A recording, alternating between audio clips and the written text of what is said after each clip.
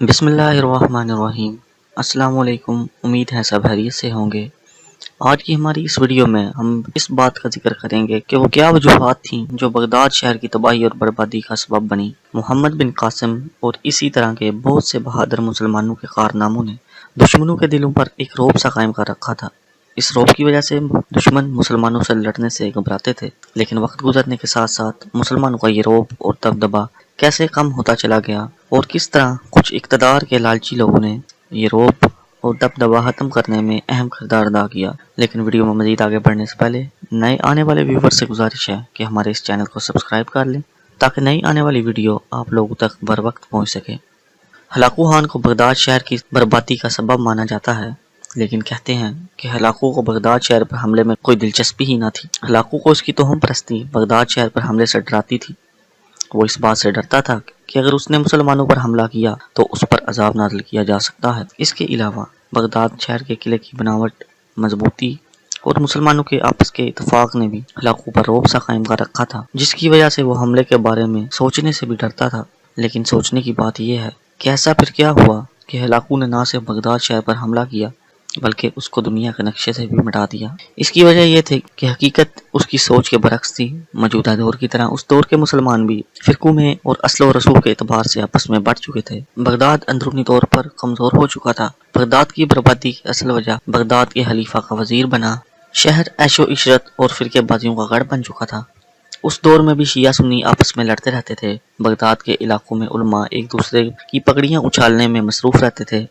مورخ لکھتے ہیں کہ جب ہلاکو کی فوجیں بغداد شہر میں داخل ہو رہی تھیں تو دوسری جانب علاقے کے بڑے بڑے علماء اس بحث و مباحثے میں مصروف تھے کہ قوا حلال ہے یا پھر حرام۔ خلیفہ بھی اپنی عیش و عشرت کی زندگی میں مصروف تھا۔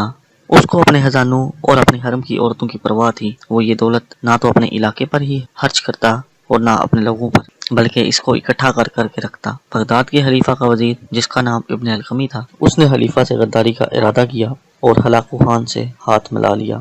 اس نے اپنے قاصد ہلاکو کے پاس بھیجے اور اس کو بغداد کی کمزوریوں سے آگاہ کیا اور بغداد کو اندرونی طور پر مزید کمزور کرنے اور بغداد کو مکمل طور پر تباہ کرنے میں اس کی مدد کرنے کا یقین دلایا۔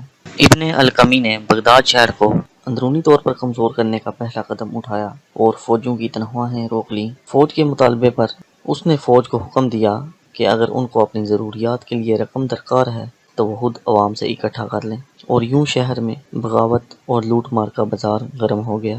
اور جب خلیفہ کو فوج کی ان حرکتوں کا علم ہوا، سوچی سمجھی سازش کے تحت ابن القمی نے خلیفہ کو فوج کے خلاف اکسایا اور فوج کی تعداد کم کروا دی اور موجودہ فوج کو بھی شہر سے دور بھیج دیا تاکہ وہ لوٹ مار نہ کر سکیں۔ کچھ عرصہ بعد ابن القمی نے ہلاکو کی طرف دوبارہ اپنے قاصد روانہ کیے اور موجودہ صورتحال سے آگاہی دی۔ اس خبر کے بعد ہلاکو نے اپنے لشکر کو روانہ کرنے پر آمادگی کا اظہار کیا۔ ابن القمی ہلاکو کی بغداد آمد تک بغداد شہر کو مزید کمزور کر چکا تھا۔ بغداد شہر کے چند دور اندیش لوگوں نے خلیفہ کو ابن القمی کی سازشوں سے آگاہ کرنے کی کوشش کی اور ابن القمی نے اپنی ذہانت کی بدولت ان لوگوں کو جھوٹا اور غدار ثابت کر دیا اور یوں خلیفہ مطمئن ہو گیا۔ آخرکار 29 مئی 1258 تاریخ کا وہ سیاہ دن بھی آن پہنچا جب بغداد شہر پر منگولوں نے حملہ کر دیا۔ ابن القمی کی بدولت بغداد کا لشکر ہلاکو کے سامنے ٹک نہ سکا اور ہلاکو نے تھوڑی ہی جدوجہد کے بعد اس لشکر کو مار بھگایا۔ ابن القمی نے خلیفہ کو مشورہ دیا کہ وہ ہلاکو کے سامنے